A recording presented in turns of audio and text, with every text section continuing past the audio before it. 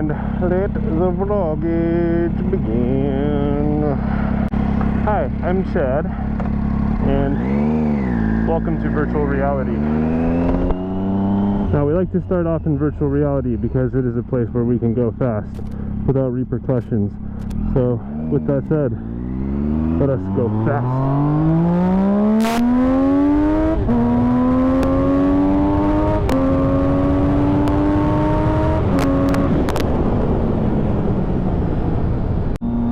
Back to reality. Now, today's topic of vloggage is going to be gear. And the reason I want to talk about gear today is because it is hot, and I have seen quite a few people out on bikes without gear. So to start off, in California, it is a good idea to have, in my opinion, two sets of gear. A set of gear for warm/hot weather riding, and a set of gear for cold weather riding. And when I say a set, I don't exactly mean a complete different outfit, but it all depends on what you do with your motorcycle.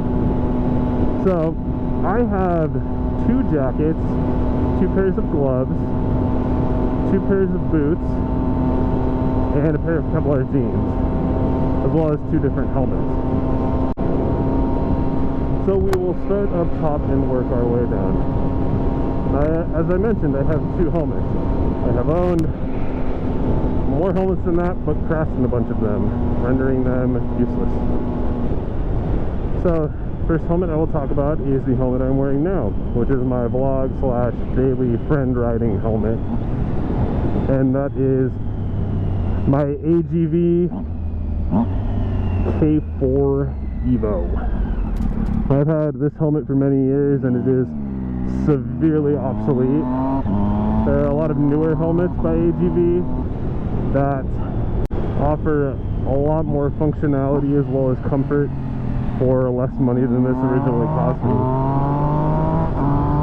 This was, at the time, AGV's step up above their base model, but their base model now, the K3 SV, is actually a nicer helmet than this. That is what my girlfriend has. I have this helmet because it was a good price point for me when I first bought it. It was $240, I think, and had a good amount of functionality. You know, movable vents for the front, could defrost the visor, vents up top to keep your head cool, and exhaust vents out the back to pull the hot air, or stinky air, off from the top of your head. Pretty decent design. It's not the most aerodynamic helmet, but it works well. Had a good variety of shield options. I have the mirror shield, as you can probably see, so I like it for that. It's a good helmet for vlogging and just general riding.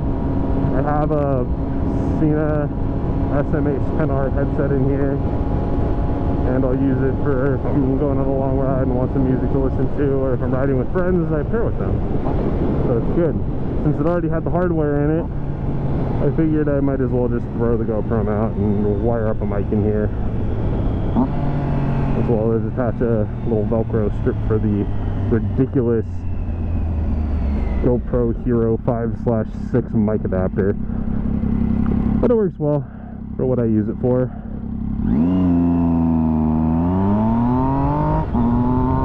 My second helmet, which I have had one other of, is the AGV Corsa.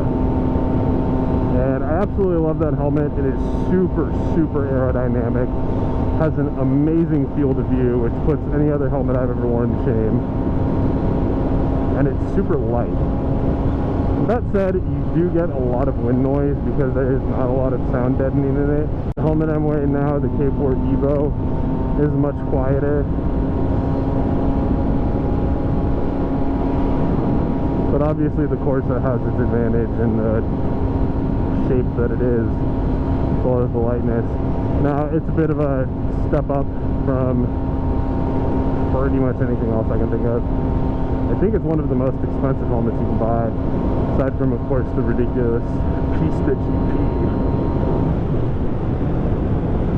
But I absolutely love my Corsa. It's amazing, and it's really best used on the racetrack, which is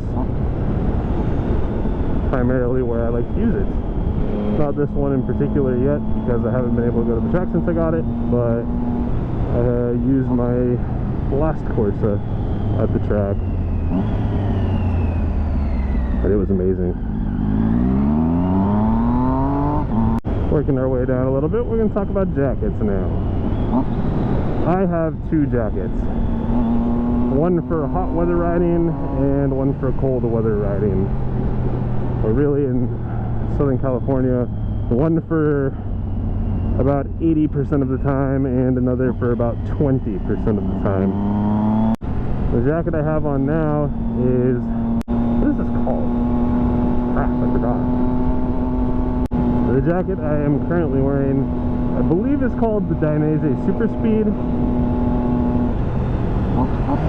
and it is a textile jacket, meaning it flows air very well, which is not something my Dainese Cage does well at all. It's terrible, actually.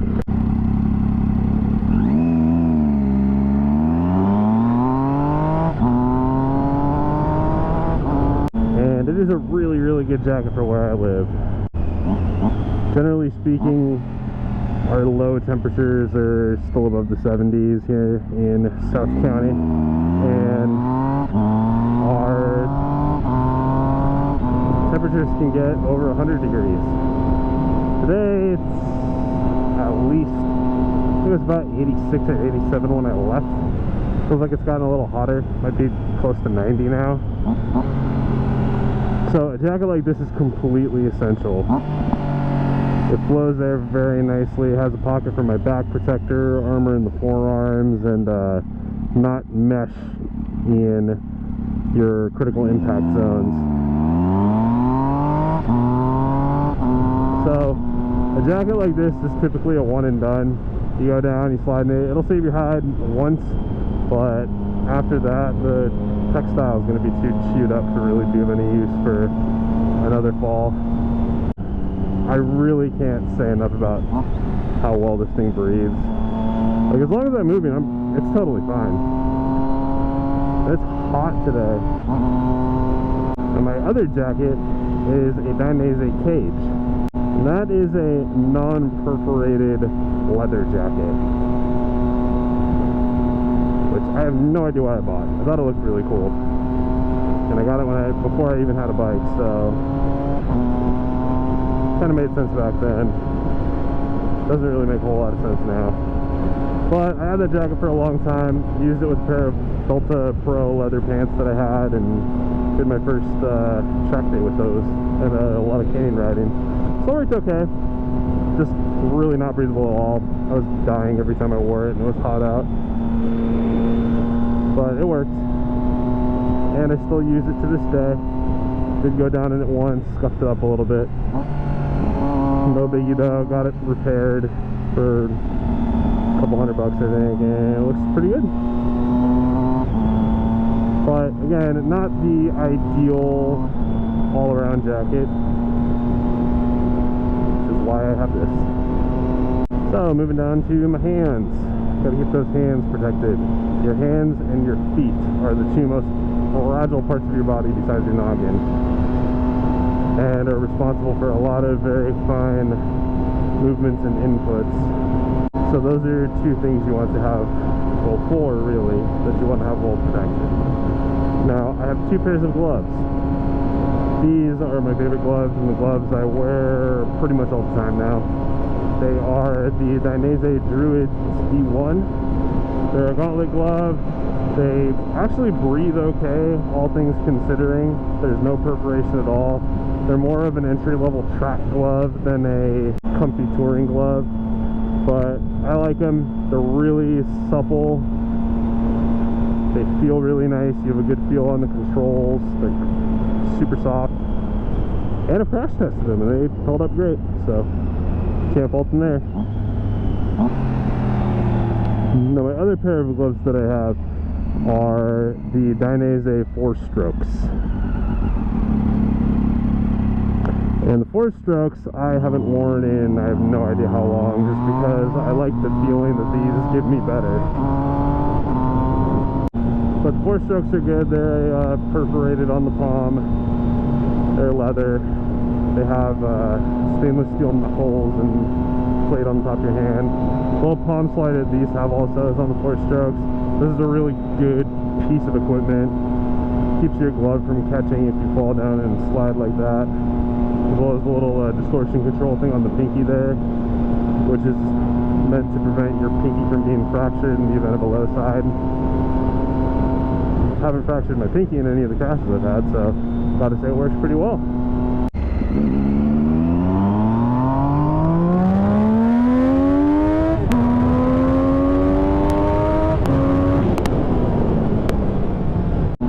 So both of these gloves are excellent.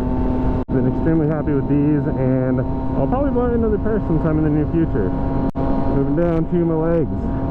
This is the only piece of gear that I own that is not Dainese or AGV.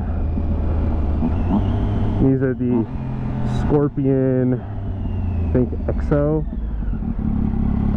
Kevlar line jeans, and the reason I have these and not a Dainese product is because I personally love Dainese. Love to be a brand ambassador, would wear all the free stuff that they ever gave me, but I just don't really like their Kevlar jeans.